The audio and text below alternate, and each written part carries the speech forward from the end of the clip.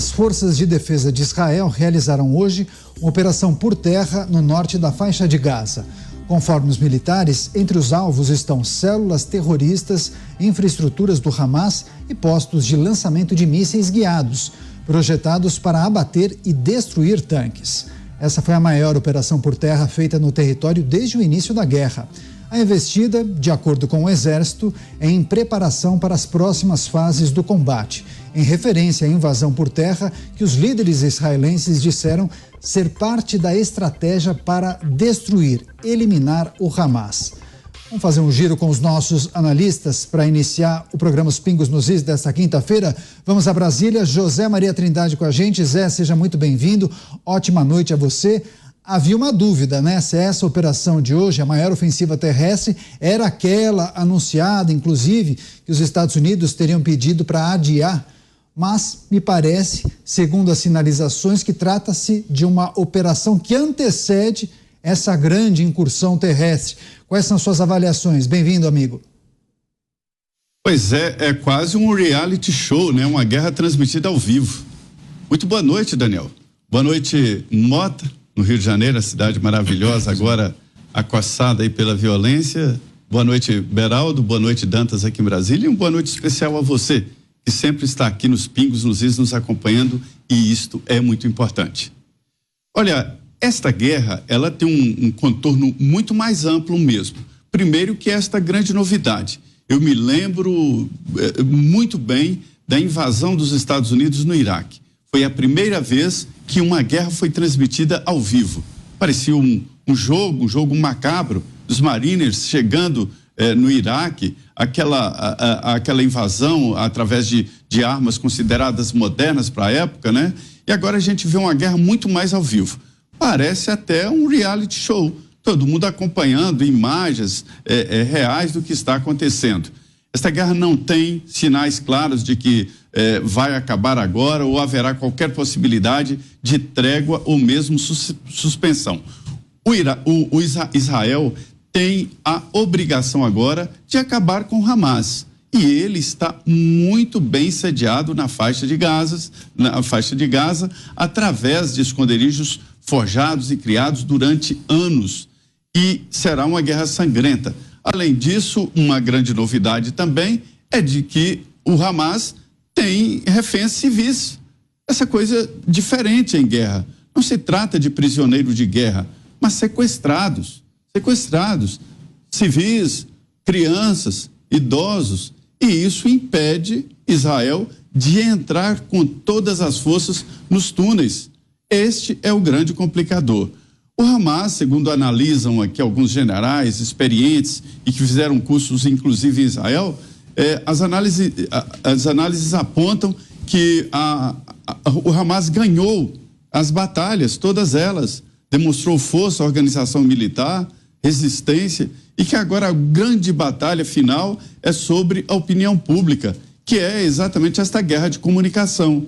E qual é o grande trunfo do Hamas? É a força de Israel, ou seja, filmes, vídeos, fotografias dos ataques de Israel, matando os reféns que eles sequestraram, para se ter uma ideia. Portanto, a guerra não tem sinais de que vai terminar por agora e começa a fase decisiva. Todas as informações indicam que Israel só não fez esta invasão por terra, incursão por terra, aguardando exatamente mais informações. E o trabalho de inteligência de Israel é muito preciso. Eles têm informantes lá e têm equipamentos técnicos que mostram a situação dos túneis, movimentos e tudo isso. Ele vai precisar dessas informações para essa fase mais difícil da guerra. Vamos conversar agora com Cristiano Beraldo com a gente. Beraldo, seja bem-vindo. Ótima noite a você. A principal notícia do dia, a incursão terrestre, operações de Israel na faixa de Gaza, inclusive com a informação de que a figura do Hamas que teria arquitetado os ataques do dia 7 de outubro foi morto pelas forças israelenses. Beraldo. Boa noite, Caniato, boa noite, Mota, Dantas, Zé Maria e a nossa querida audiência que nos prestigia aqui todas as noites.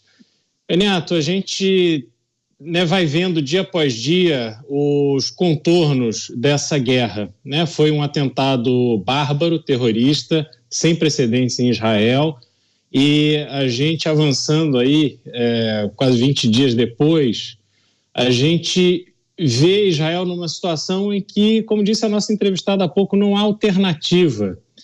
E essa falta de alternativa, ela se dá não em razão somente do tamanho da barbaridade feita por terroristas do Hamas no Estado de Israel, mas, sobretudo, porque o mundo está passando por esse processo de reorganização e há muita gente interessada que faça-se realmente uma cisão maior em dois blocos principais no mundo.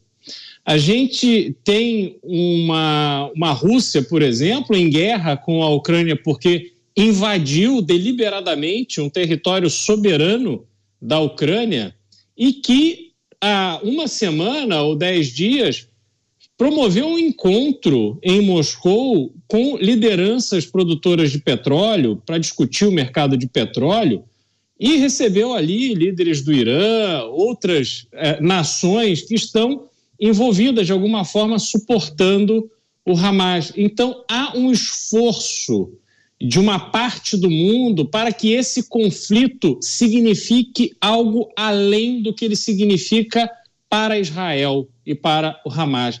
Israel fica numa situação em que não resta alternativa. Terá que lutar, terá que fazer essa limpa em cima do Hamas para que possa se proteger. E o apoio dos Estados Unidos será essencial, porque vai ser uma guerra, ao que tudo indica, longa, com o nível de tensão escalando. As manifestações hoje do Irã, por exemplo, já dão conta disso, de que assim, essas ameaças e ficam colocando os Estados Unidos, que é bom que eles não se envolvam, que eles não se metam nesse assunto, mas não tem alternativa. Os Estados Unidos terá que se meter e já está lá com seus principais porta-aviões, já está com um número elevado de militares ali na região para que, se necessário for, entrar nessa guerra. Então a gente está diante de um momento muito delicado da história do mundo e que este evento entre Hamas e Israel pode ser um capítulo de um livro muito mais amplo, muito mais denso, em que a gente vai ter que conhecer aí os próximos passos. É isso, 20 dias de guerra amanhã, completaremos 3 semanas de conflito. Cláudio Dantas, seus destaques em relação a esse conflito, trouxemos a entrevista especial com uma jornalista brasileira, relatando a dificuldade da população de Israel, naturalmente, e todos os aspectos que envolvem essa incursão terrestre das forças de Israel em Gaza, hein, Dantas? É um relato impressionante, Daniel, e este ataque agora que aconteceu na madrugada de ontem para hoje, né, essa incursão terrestre, que é efetivamente mais uma etapa, né, nessa escalada bélica desta contraofensiva de Israel, das Forças Armadas de Israel contra o Hamas. Ela indica que, de fato, não haverá recuo. Nós já estamos percebendo que, naturalmente, em função das vítimas civis e da propagação de imagens em tempo real, como bem disse o Zé Maria aqui no início, né, nós temos um impacto, uma comoção pública. Isso mexe com a política política interna de países, né, que hoje apoiam Israel, como os Estados Unidos, como países da Europa, e tudo isso mexe com a política interna, isso interfere, né, nesta política, isso afeta os governos e a gente já percebe ali alguns recados a Israel para que tenha muito mais cautela, apesar de toda a cautela que a gente tem relatado aqui, avisos prévios, né? Primeiro bombardeios seletivos ali, exclusivos, para tentar eliminar lideranças, mas que agora nessa fase de incursão terrestre, com blindados, com escavadeiras blindadas que vão aí limpando o caminho, que se tenha muito mais cautela, porque a gente sabe que o Hamas se utiliza dos civis como escudo humano, sem nenhum tipo de remorso.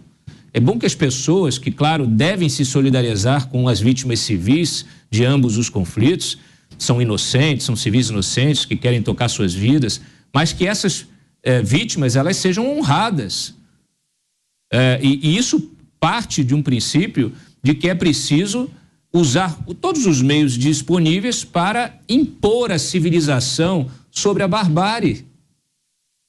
Não é possível permitir que a barbárie submeta a civilização. Não há recuo possível também no avanço civilizatório. Essa gente aí que defende a jihad, né, a jihad islâmica, defende o fim da civilização ocidental, do nosso modo de vida, da nossa cultura, né, da nossa sociedade, da nossa economia, da ciência. São negacionistas, viu?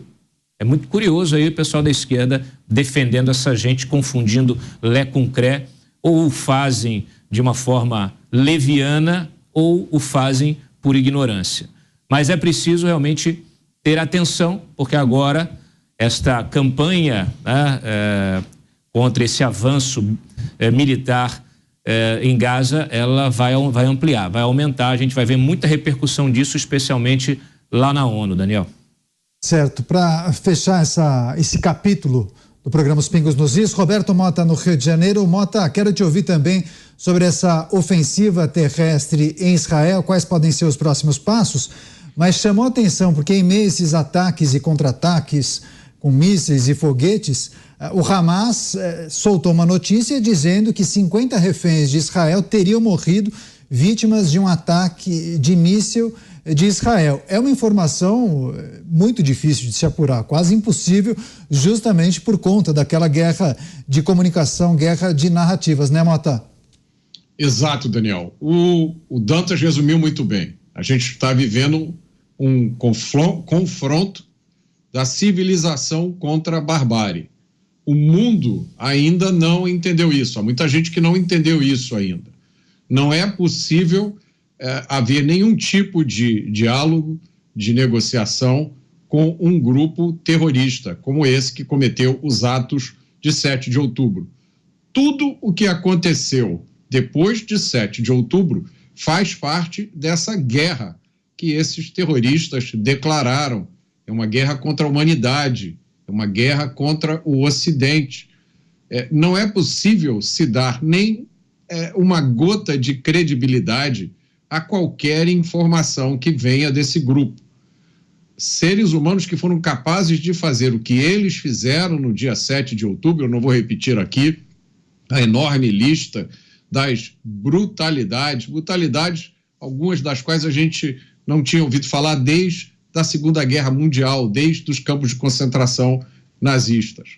Não é possível se dar qualquer credibilidade a esse grupo.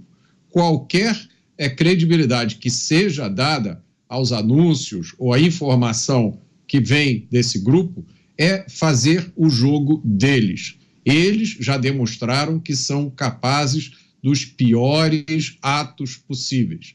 É pouco provável que eles tenham mudado a sua natureza depois de 7 de outubro.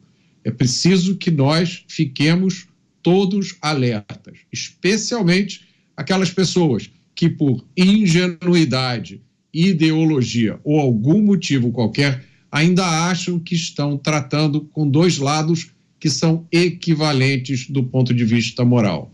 O Ocidente precisa acordar antes que aquilo que aconteceu em Israel no dia 7 de outubro se repita em outros lugares.